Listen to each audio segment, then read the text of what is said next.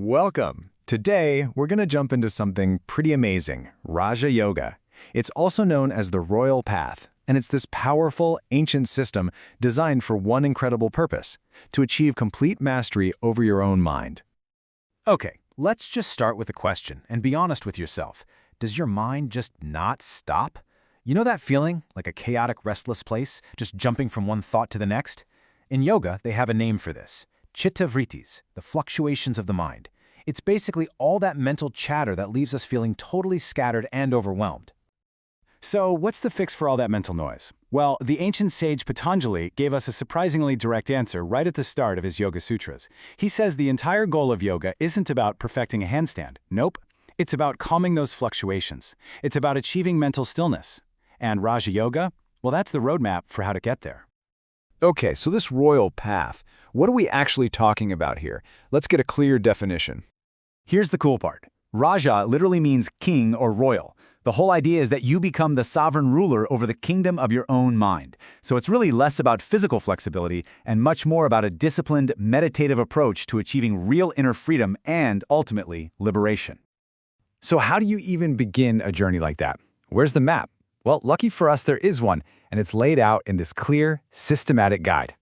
And here it is. This is the core framework of Raja Yoga, the Eightfold Path. Now, what's so brilliant about this is the structure. It's not just a random list of things to do. It's this holistic guide that starts with our external interactions with the world around us, and step by step, it takes us deeper and deeper into our own inner self. It's a complete process. And you might be surprised where this journey actually begins. It's not on a yoga mat, but right here in our daily lives. See, the very first steps have nothing to do with meditation poses.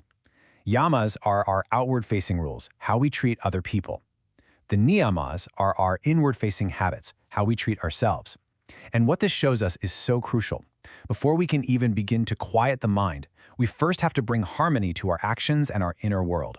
This is the absolute bedrock of the entire practice. All right, let's move to the next stage and see how this builds. Once that ethical foundation is set, we start to prepare the physical and energetic body for the deeper work that's ahead. This is where asana, or the physical postures, come in. But in the context of Raja Yoga, the main goal isn't a workout. It's to create a body that is so steady and so comfortable that you can basically forget it exists, allowing your mind to turn inward without any physical distractions. Next up, we have pranayama. The ancient yogis understood that the breath is literally the bridge between your body and your mind. By controlling your breath, you learn to regulate your life force energy, your prana, and that has a direct, calming effect on your entire nervous system and helps steady the mind.